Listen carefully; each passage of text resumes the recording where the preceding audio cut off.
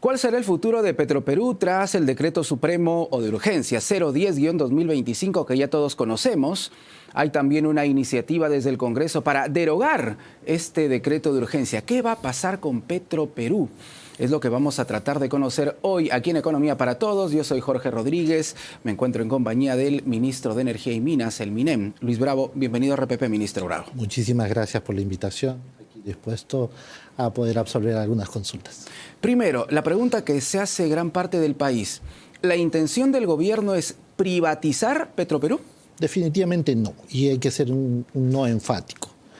Privatizar es vender y reorganizar es ordenar la casa. Básicamente ese es el sentido del decreto de urgencia y con eso hay que ser claro y evitar cualquier tipo de especulación que pudiera haber, tal vez por un tipo de desconocimiento, pero hay que ser enfático en esto, no es privatización de ninguna de las formas, es ordenar la casa a fin de que ésta pudiera continuar la operación que debe ser siempre como tal de una empresa del Estado del que todos deberíamos sentirnos orgullosos, ¿no? Sin embargo, hay ciertas posiciones bastante críticas con relación a este decreto de urgencia, ministro Bravo. Por ejemplo, el defensor del pueblo ha dicho que un gobierno de transición como el de José Gerí no tiene las competencias para hablar de reestructuración patrimonial de Petroperú.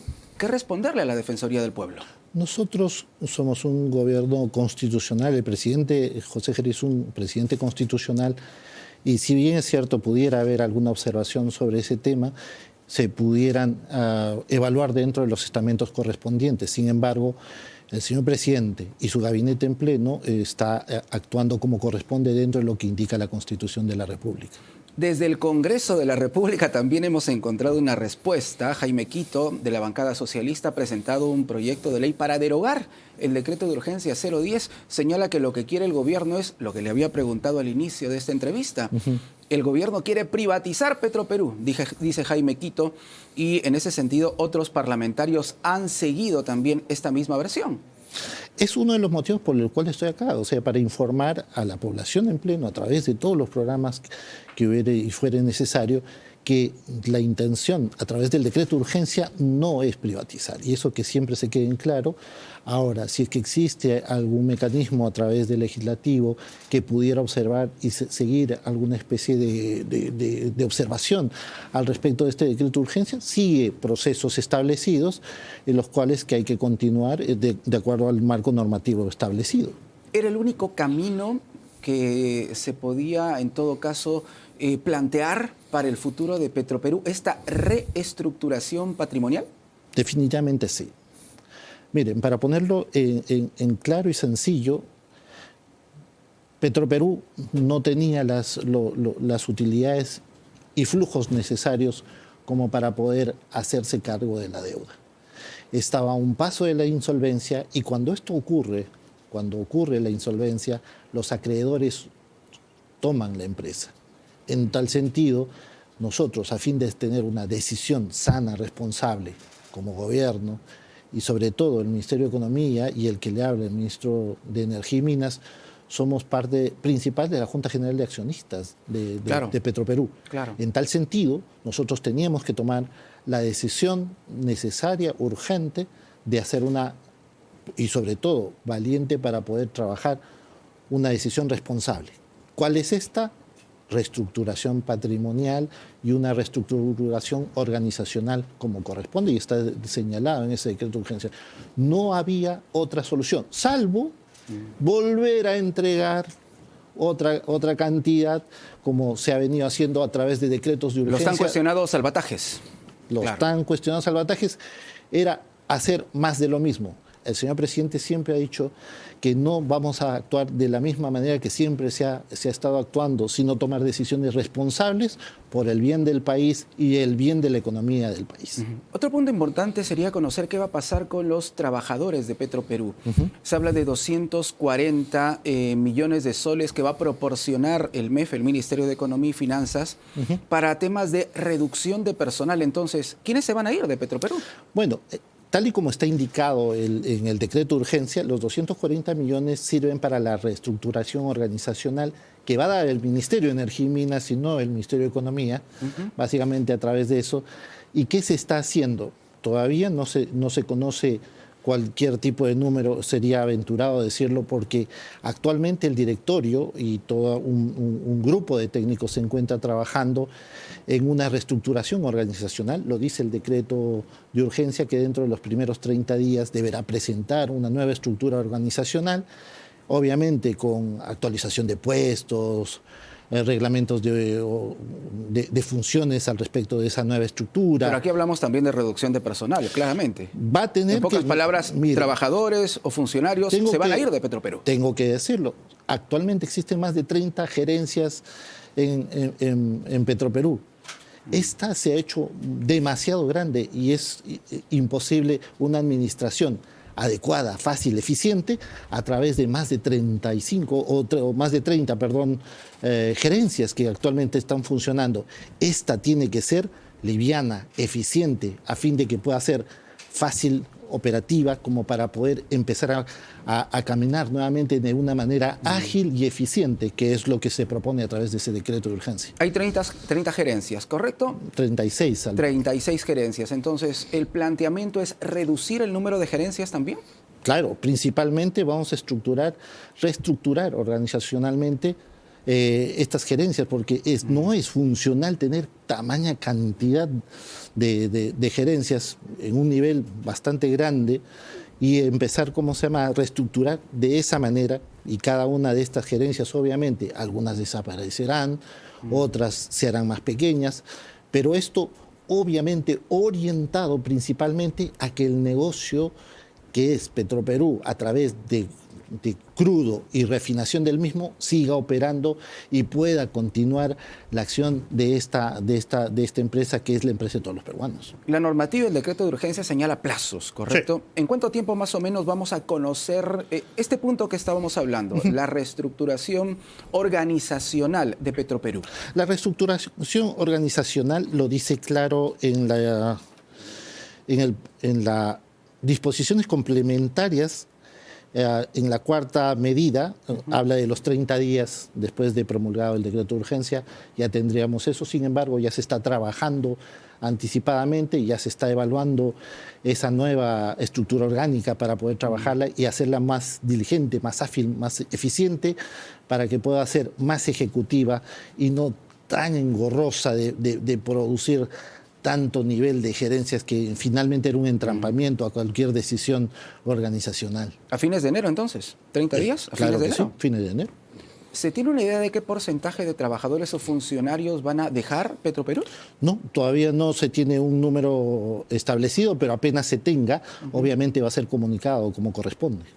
¿Qué relación tienen con los sindicatos? Tenemos entendido que en Petroperú hay al menos 12 sindicatos que se han mostrado abiertamente en contra de esta medida y han criticado incluso lo que ha dicho Denise Miralles, la ministra de Economía y Finanzas, sobre esta cuestión de los salvatajes y el dinero que le ha proporcionado el Estado. Desde los sindicatos han dicho que eso no es cierto. Bueno, existen, tenemos que mencionar, y están ahí todos los decretos de urgencia señalados, que suman más de 17.000 millones de soles que se han entregado como un salvataje, apoyando directamente. Se reafirma la cifra, más de 17.000 millones de dólares. Y puedo ser exacto, 17.888 millones de soles. De soles. Sí. A ver, repita la cifra, por favor. 17.888 millones de soles a través de diversos decretos de urgencia que han ocurrido entre el año 22 y 24. Claro, se lo preguntaba porque, reitero, ¿no? Desde los sindicatos han negado esa cifra, han dicho no, esa cifra es falsa. La ministra Denise Miralles está mintiendo, han dicho en los sindicatos. Bueno, probablemente pudiera haber algún tipo de desconocimiento acerca del mismo, pero están los documentos que obviamente pueden ser totalmente transparentes y verificables para sumar la cifra que estoy mencionando. Perfecto, hemos hablado de los 240 millones que va a proporcionar el Ministerio de Economía, de Energía y Minas. Hasta ahí tenemos 240 millones, pero hay 144 millones que va a proporcionar Petroperú a Proinversión, ¿correcto? Así es. Existen dentro del decreto de urgencia dos caminos muy claros, que son dos pilares que fundamentan el decreto de urgencia. Uno de ellos es la reorganización patrimonial y otro que es la reestructuración organizacional. La reestructuración organizacional ya le hemos comentado y va a tener un fondo del Ministerio de Energía y Minas de 240 millones. Sin embargo, para la reorganización patrimonial se necesita un monto de aproximadamente este que has mencionado, de 144 millones, que tendría que aportar Petroperú hacia Proinversión para que pudiera ejecutar las actividades necesarias y evaluaciones de más alto nivel, porque nosotros consideramos que Proinversión es el organismo técnico confiable, totalmente comprobable de parte del Estado peruano, en que se puede encargar de esta labor de evaluar las diversas alternativas que se van a trabajar a través de estos bloques patrimoniales y proponer de una manera sencilla a fin de que pudiera participar cualquier inversionista para poder hacer y proponer nuevas modificaciones en la eficiencia de la empresa. Ese es el objetivo y para eso va a servir ese monto que va a trasladar Petroperú hacia Proinversión. Y precisamente ya ha llegado un documento desde Proinversión a Petroperú señalando que tiene Petroperú 2 días, ¿no? 2 días para entregarle gran parte de este dinero, ¿correcto? La gran pregunta es, ¿se han hecho ya las coordinaciones? ¿Petroperú fácilmente va a entregar el dinero? ¿Se tiene el camino allanado al respecto? Bueno, y existen coordinaciones, obviamente, al más alto nivel. Yo vengo de participar de una reunión entre Electroperú, Proinversión, el Ministerio de Economía y Finanzas para trabajar este y otros temas. Pareciera, y a veces es bueno que todo el pueblo peruano sepa que nosotros, los ministros, la empresa, Proinversión, está trabajando 24/7 para hacer que este decreto de urgencia camine, y no solamente camine, sino que tenga éxito en lo que se ha propuesto como para poder realizarlo. Este tema ya está en ciernes, se está trabajando, ya se había coordinado como corresponde, ya lo tiene también el documento como para poder hacer eso, y ese tema va a ser, trabajado como corresponde para que cumplamos, como dice el decreto, para que puedan hacer los aportes necesarios para que empiece a trabajar Proinversión de manera inmediata como corresponde. ¿Y qué pasa si pasan los 2 días y Petroperú no le entrega ese monto millonario de dinero a Proinversión? No, sí, va a haber un aporte, no se preocupen, esto está, debidamente coordinado para que pudiera efectuarse como corresponde.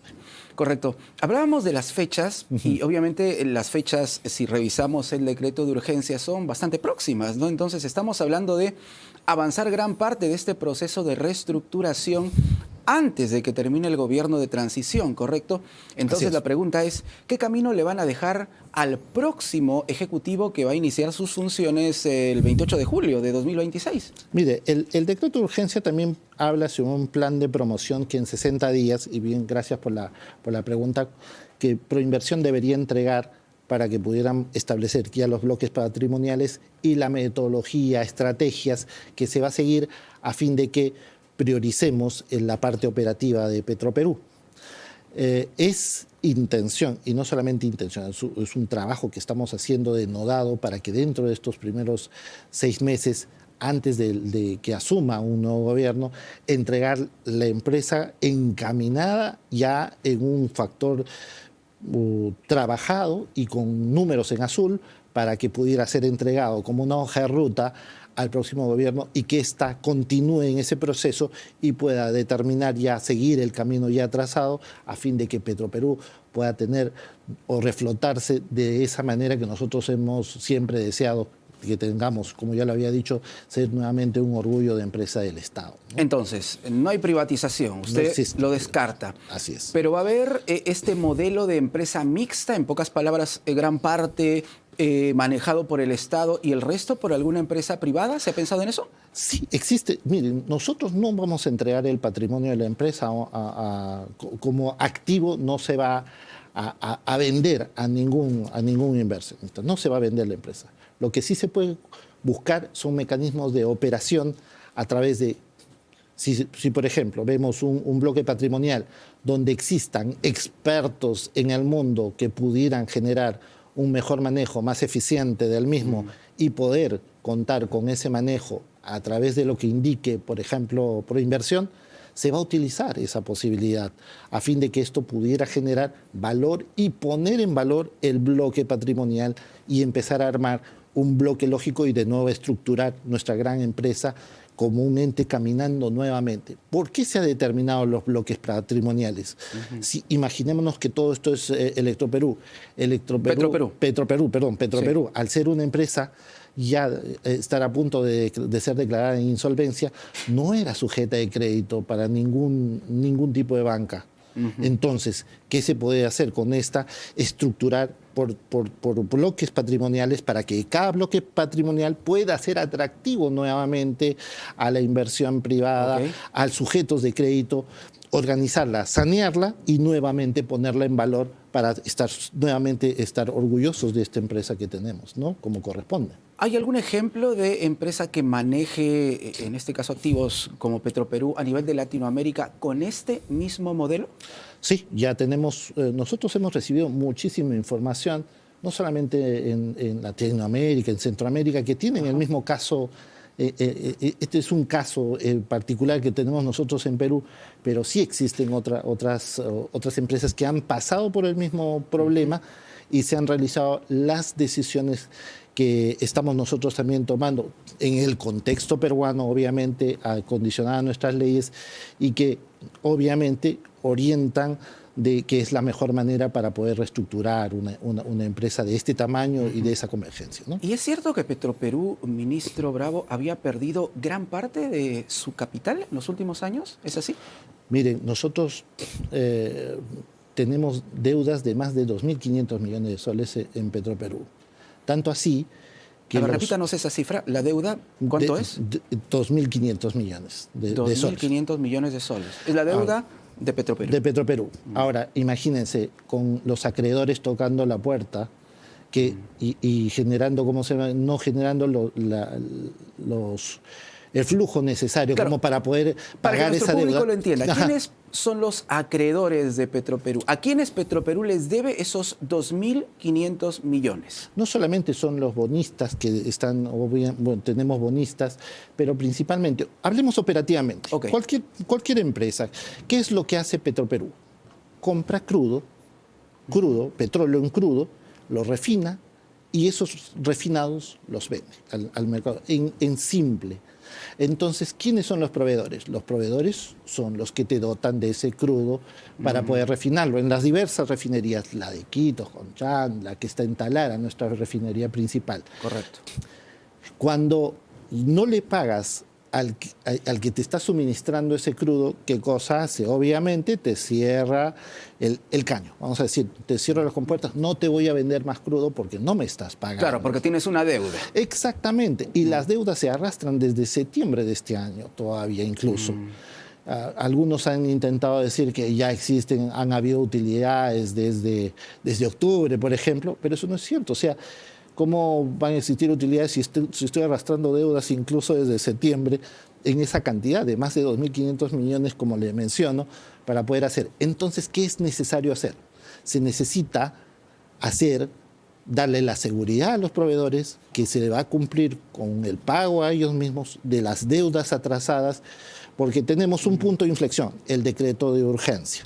Hacia adelante tenemos que hacer que funcione, los proveedores tengan la seguridad de que se les va a pagar, claro, y también las deudas atrasadas que están generando, obviamente, un reclamo de todos los proveedores para ver, oye, ¿cómo va a ser Petroperú para pagarme?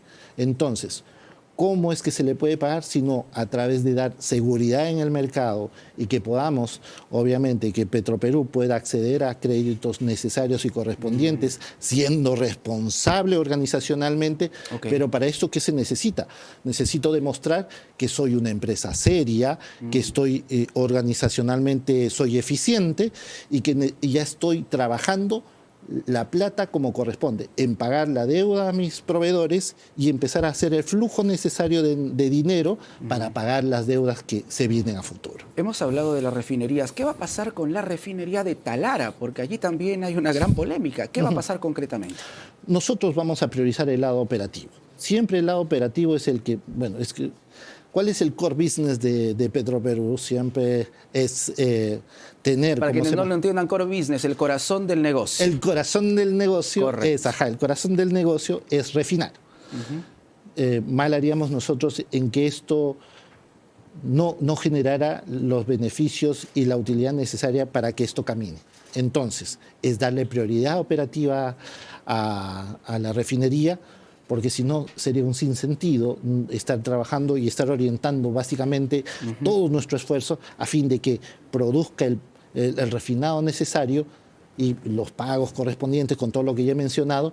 Es por eso que es la parte operativa, es la medular de toda esta estrategia y podamos trabajar con ella. La refinería de Talara forma parte de un bloque patrimonial específico. Sí, también, lo va a hacer. ¿Y ese se va a vender? No, ninguno de los bloques patrimoniales se va a vender. Todo va a estar orientado siempre. Entonces, a ver, eso es importante. Usted me asegura que el bloque patrimonial de la refinería de Talara no se va a vender. No, ninguno de los bloques patrimoniales se está proponiendo como una venta. Ninguno. Todos van a ser reorganizados, se están reestructurando patrimonialmente a fin de que se oriente, como ya le he explicado, la forma en que pueda mejorar su eficiencia, no solamente técnica, sino también tener la seguridad de que futuros proveedores y también banca pudieran financiar la operatividad de la empresa en ese bloque. No se va a vender, pero ¿la concesión es una posibilidad? También es una posibilidad. Proinversión tiene que evaluar muchas alternativas. Felizmente en el Perú, a través de Proinversión, se han trabajado múltiples opciones a través de promover la empresa privada. Entonces, para que quede claro, a ver, no se vende Talara, ¿correcto? No pero la concesión sí es una posibilidad que tendrá que analizar la Proinversión. Exactamente. También existen otras alternativas, por ejemplo, obras por impuesto, asociaciones públicas privadas. O sea, existen muchas estrategias ya evaluadas y ya puestas en práctica por Proinversión que pudieran ser analizadas y puestas en valor de acuerdo al contexto, de acuerdo a la naturaleza de la empresa, del bloque patrimonial mismo, y cuál sería lo más conveniente a través de estos expertos que no solamente van a ser nacionales, también van a tener los ojos puestos de muchos especialistas para poder promover y plantear la mejor alternativa. Entonces, no se vende, pero sí se va a permitir el ingreso de capital privado, ¿correcto? A través de una alternativa de Proinversión. Claro que sí, ese va a ser el camino para que podamos trabajar, porque el financiamiento debe existir, porque normalmente, ya sabemos, si no es eso, es el salvataje, que es un camino que no vamos a tomar nosotros. Para cerrar el tema de Petroperú, Petroperú ha sido mal manejada, muy mal manejada como empresa. Se lo pregunto porque también el defensor del pueblo, el doctor José Gutiérrez, ha dicho que, y se ha referido a este gobierno, ha metido gente, ha dicho con estas palabras, para de una u otra manera hacer colapsar a la empresa. ¿Cómo lo ve usted? Bueno, nosotros, como desde el primer momento en que nosotros hemos heredado en octubre 13 la empresa como estaba en ese momento. Recién tenemos algo más de 2 meses como gobierno trabajando este tema. Imagínense haber hecho algo para provocar un colapso que ya venía desde el año 22. Es una teoría que obviamente no comparto, pero ahí están, los números y los documentos son totalmente claros. Es algo que, no se puede tapar el sol con un dedo para poder trabajar este tema. Sin embargo, debo indicar que siempre nuestra orientación va a ser hacia la acción que tenemos que hacer de aquí para adelante. Sin embargo, debería indicar que no debería existir borrón y cuenta nueva. La responsabilidad de aquellos que han ejecutado acción concreta sobre qué cosa se ha hecho sobre el dinero en tiempos anteriores deberá ser algo que también deba ser evaluado en su momento por la entidad que corresponda, ¿no?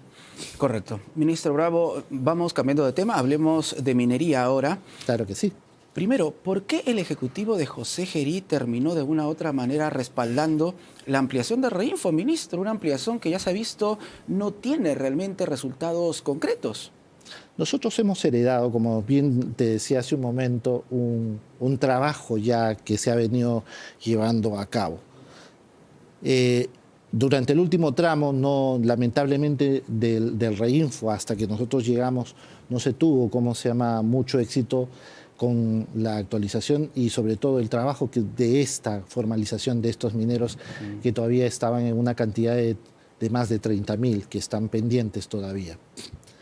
Si bien es cierto, existe un problema grave aquí que tiene que ver mucho con la formalización, es importante culminar este proceso. ¿Por qué? Porque aquellos, nosotros tenemos, y esto tiene que ver mucho que ver con la minería informal. Tienen los mineros en un proceso de formalización, que son los que quieren trabajar de manera formal, integrarse a la cadena económica del país y ser responsables con su país. Claro, esos son los mineros informales, que no es lo mismo que los ilegales. Exactamente, esos son los informales que necesitan un apoyo y un acompañamiento técnico de parte del gobierno, del ministerio, para continuar y finalizar su formalización. Correcto. Entonces, mal haríamos en abandonarlos en ese proceso que no ha terminado y que se plantea un año adicional con una nueva estrategia, nuevas colaboraciones y haciendo que el proceso no sea tan complejo, sino liberarlos de mucha complejidad, claro, y hacer que sea mucho más ágil. Y pero evitar, el problema es que el Reinfo también funciona como una suerte de paraguas que termina protegiendo también a los ilegales, ministro. Ya, y justo ahí nosotros estamos actualizando y poniendo, por ejemplo, el censo, un censo para poder levantar toda la información de aquellos que pudieran estar mal utilizando ese proceso de formalización, encubriendo algunos malos elementos de la minería ilegal. Y debo decir, la minería ilegal ha estado utilizando en algún momento. Nosotros creemos que es el crimen organizado y está financiando el crimen organizado, cosa que hay que luchar desde todos los frentes. Y no solamente es un problema del Perú. Ahora que justo hemos tenido la visita del señor presidente electo de Chile, lo ha mencionado también como un problema transversal de todos los países de la región, sí, y claro, al cual hay que luchar de manera organizada y conjunta.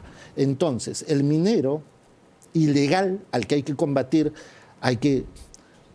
si formalizamos como corresponde, dándole todas las herramientas, dándole las facilidades al minero formal y buscando que siempre esté debidamente ordenado, vamos a evitar que este pase a este lado o este ya debidamente evaluado, combatirlo como corresponde a través del Ministerio del Interior, Ministerio de Defensa y con todas las herramientas que ahora están sacando para poder hacer un combate frontal y sin descanso para que estas personas que son portadores y propiciadores del crimen organizado tengan el castigo que se merecen. Pero, ministro, el Reinfo no es la solución. Ya llevamos 25 años aproximadamente en un proceso de formalización que no termina, 12 años con el Reinfo, y como dirían por ahí, no pasa nada. Entonces, sí, la ley MAPE, ¿por qué se avanza tan poco en cuanto a la ley MAPE? Nosotros estamos trabajando, y muchas gracias por la pregunta, porque no solamente estamos trabajando el tema de formalización, sino también en un trabajo de una propuesta de una ley.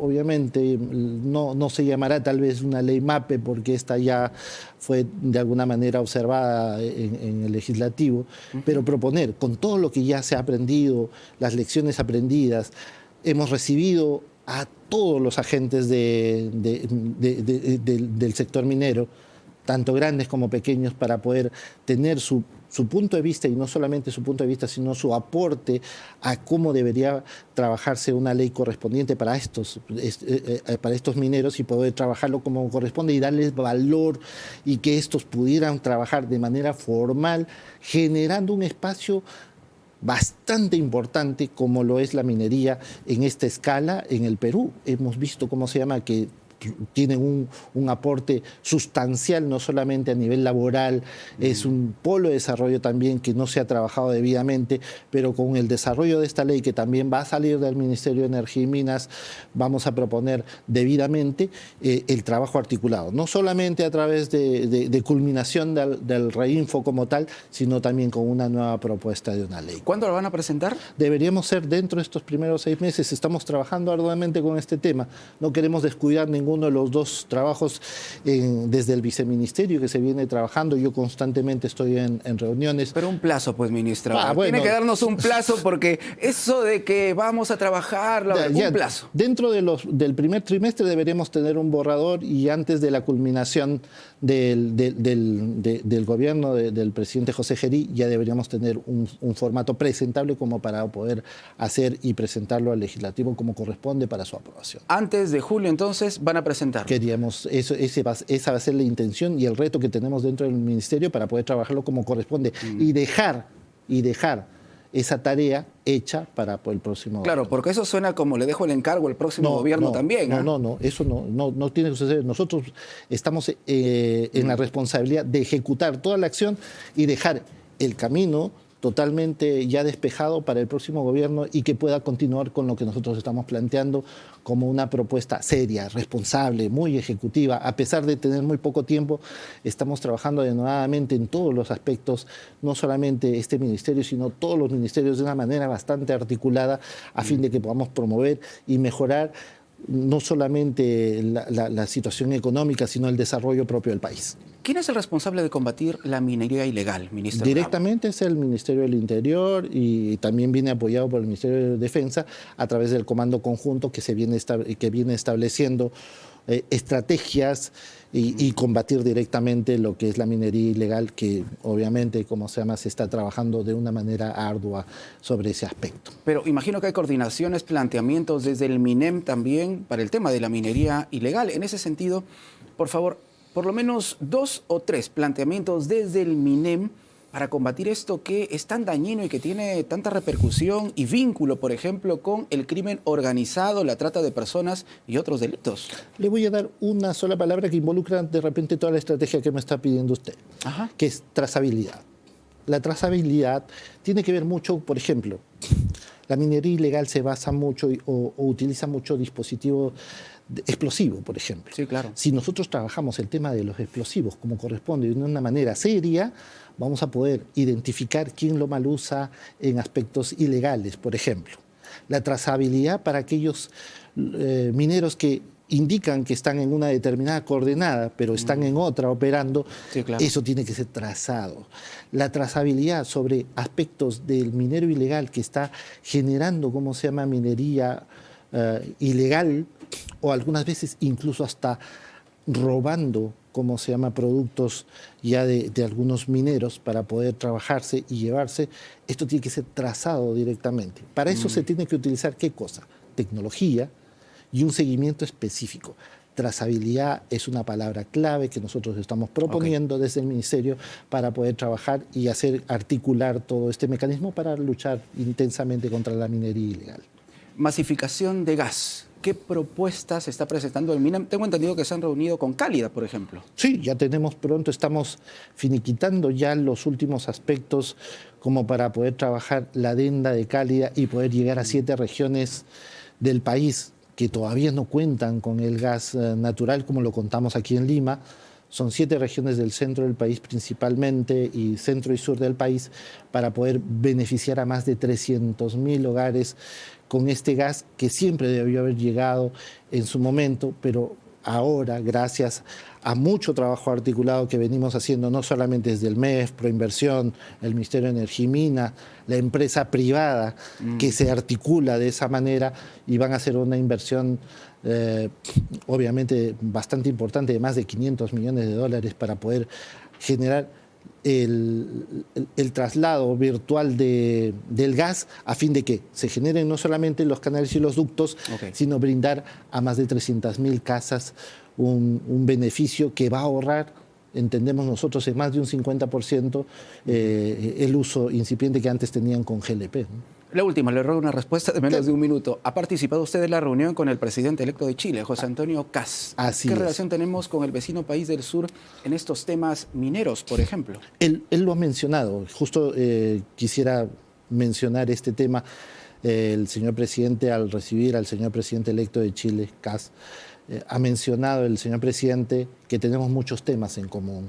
Uno de ellos es la inseguridad y que tenemos que trabajarla de una manera coordinada regionalmente, no solamente ni incluso entre los dos países, que no solamente somos vecinos, sino también deberíamos ser aliados estratégicos para poder combatir no solamente la inseguridad, sino también, y lo ha propuesto también el señor presidente electo chileno, sobre aspectos de minería ilegal, que también deberíamos hacer una trazabilidad y cerrar filas sobre que no se exporte y no salga de ningún puerto de países de la región, ni puertos, ni aeropuertos, ni ningún tipo, o sea, cerrarle todas las puertas a la minería ilegal, que debería ser un trabajo conjunto de todos los países de la región y evitar este flagelo que ya es transversal a todos los países de la región.